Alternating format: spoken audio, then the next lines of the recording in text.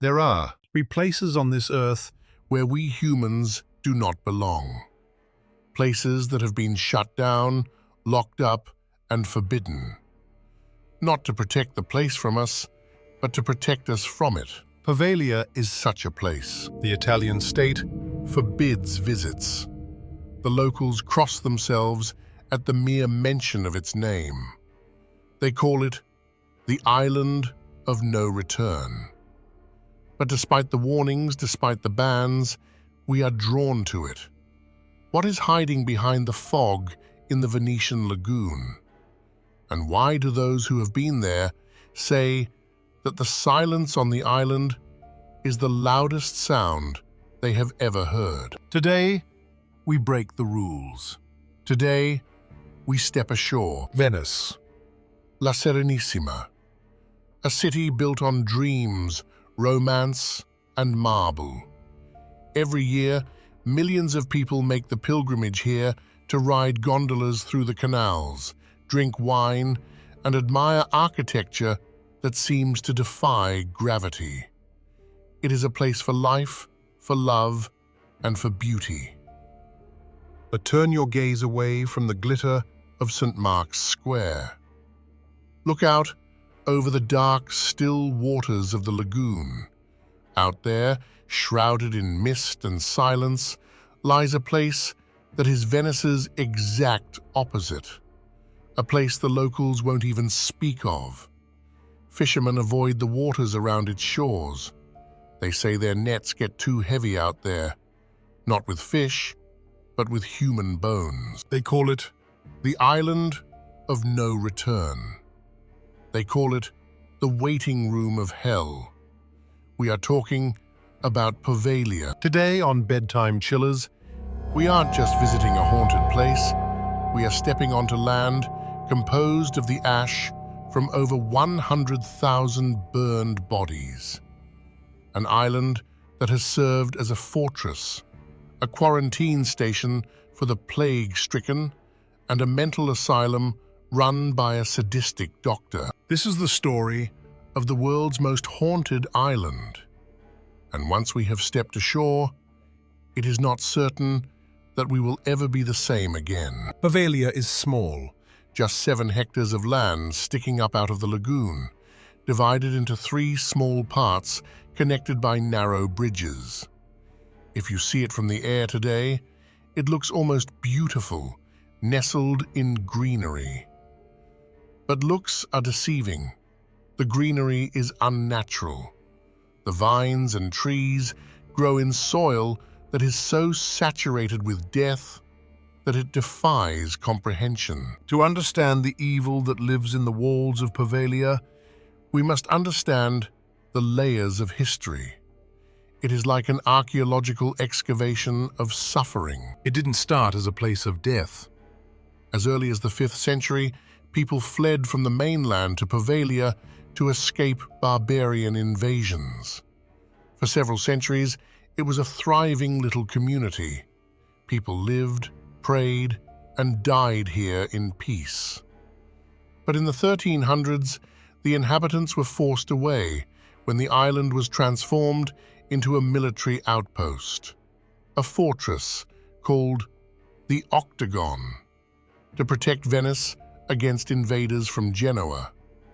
Even today, you can see the remains of this military structure. But it was when the plague, the Black Death, sank its claws into Europe that Poveglia's true darkness was born. Venice was a trading city. Ships came from all over the world, and with them came the rats, and with the rats came the fleas that carried death. When the plague broke out, the panic was total. The authorities realized they needed a place, far away from the healthy population, where they could dump the infected. Poveglia became a lazaretto, a quarantine of death. The law was brutal. If you showed the slightest sign of infection, you were torn from your home and your family. It didn't matter if you were rich or poor, a child or elderly. You were thrown onto a boat and rowed out to Poveglia. and everyone knew what that meant. It was a one-way ticket. Imagine the scene. Thousands of sick people crowded together in makeshift sheds or lying directly on the ground. The stench of rotting flesh, waste, and death must have been so thick you could taste it. The doctors who worked there wore the iconic plague masks with long beaks filled with herbs to block out the smell, moving like nightmarish birds among the dying. The death toll was so high that they couldn't bury the bodies fast enough. Instead, they dug enormous pits, threw the corpses in, and set them on fire. Day and night, the pyres burned on Poveglia. The smoke lay heavy over the lagoon, carrying the smell of burning human flesh toward Venice, a constant reminder of what awaited them. The worst part is the testimonies of how living people, too weak to protest, were mistaken for dead and thrown alive onto the pyres. Their screams as the fire caught their clothes mixed with the crackling of the flames. It is said that the ground on the island is blacker today than anywhere else in the lagoon. Samples have shown that over 50% of the soil's composition in certain parts of the island consists of human ash. You heard that right. The ground you walk on isn't soil, it is people. It is estimated that upwards of 160,000 souls met their end here during the plague years. 160,000 people who died in pain, loneliness, and terror. One would think that after such a tragedy, the place would be allowed to rest, that nature would be allowed to take over and forget. But the evil on Poveglia was given new fuel. Let's jump forward to 1922. The buildings that had stood empty were renovated and reopened. Officially, it was a retirement home for the elderly, but the truth soon came out. It was a mental hospital, a storage facility for those society wanted to hide away. The patients who arrived began to complain almost immediately. They said they weren't alone. At night, the walls whispered to them. They saw figures scorched by fire standing by their bedsides. They heard the screams of plague victims who still believed they were burning. But who listens to the insane? The doctors and staff dismissed everything as hallucinations, symptoms of their illnesses. This opened the door for a man who has become a dark legend in Poveglia's history. The chief physician. His name has been stricken from most official documents, but the stories about him survive like a festering wound. He was a man driven by ambition and sadism rather than empathy. He saw Poveglia's isolation as a gift. Here, there were no prying eyes, no authorities asking questions. He could do whatever he wanted with his patients. And he did. In the shadow of the bell tower, he set up his torture chamber. He was obsessed with finding the root of mental illness through physical interventions in the brain.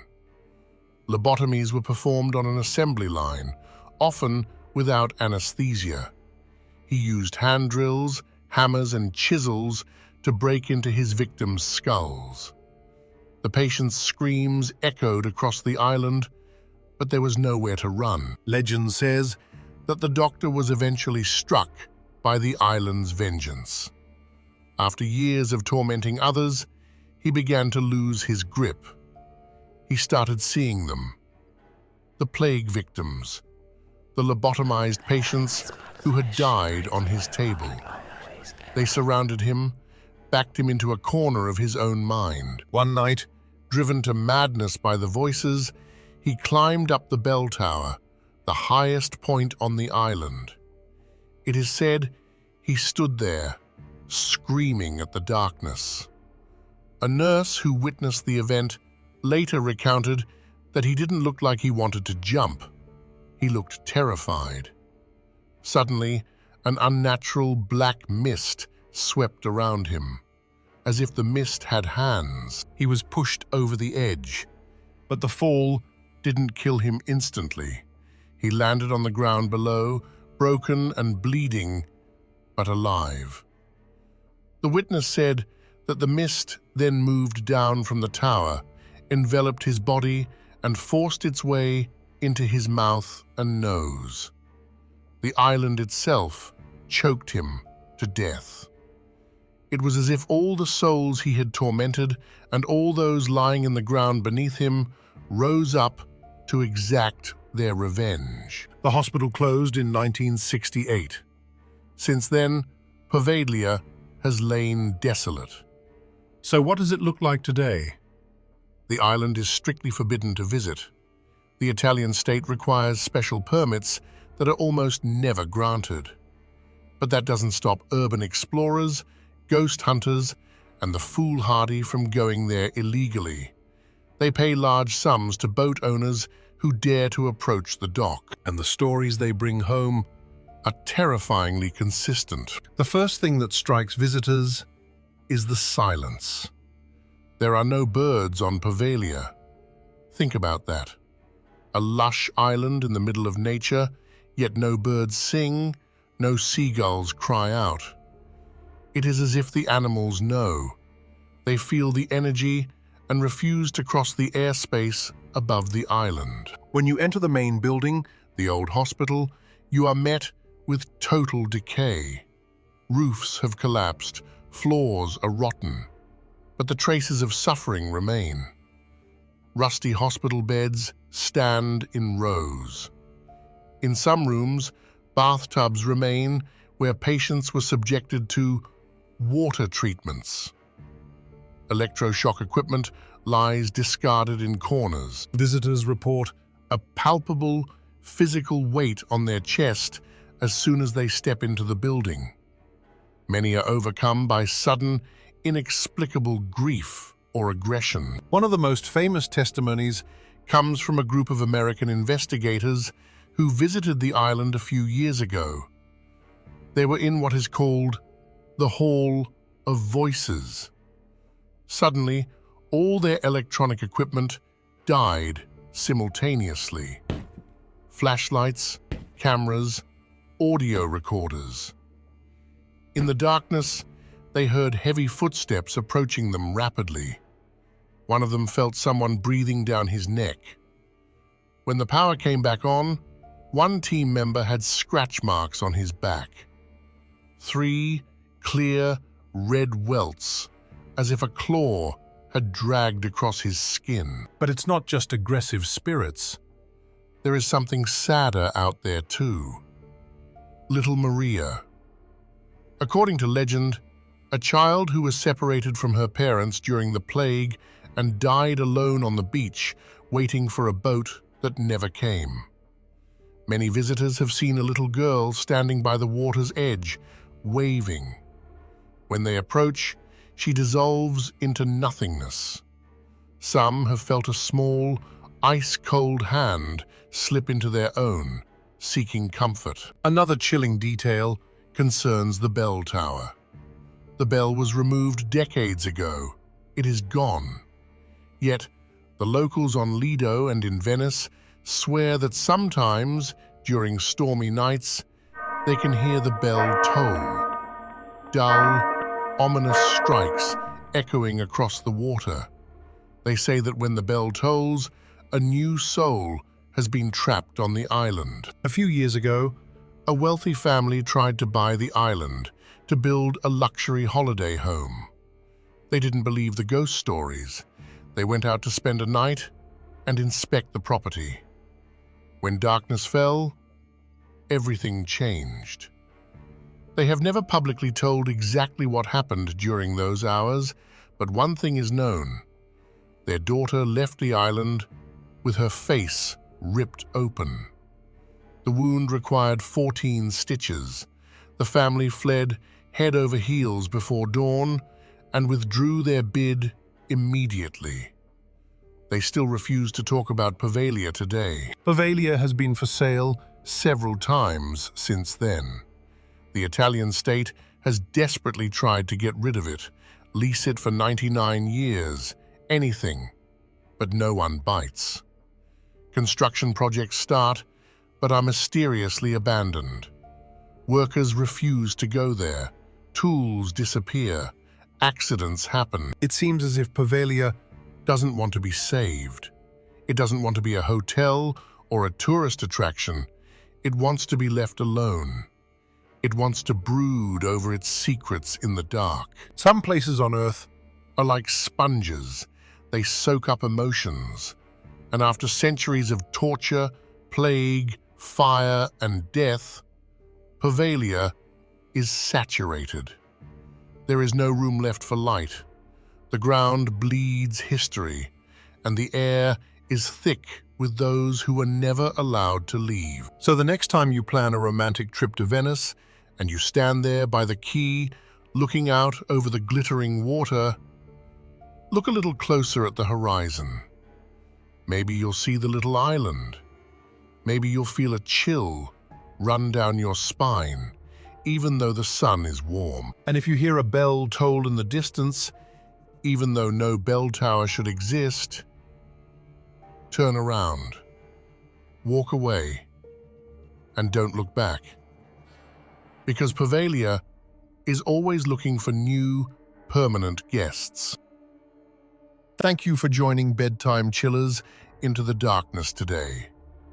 This was the story of Poveglia, but the world is full of places where death refuses to let go. What do you think? Are these just legends, or can suffering actually etch itself into a place forever? Leave a comment down below. I read everything. Don't forget to subscribe and turn on notifications so you don't miss the next video.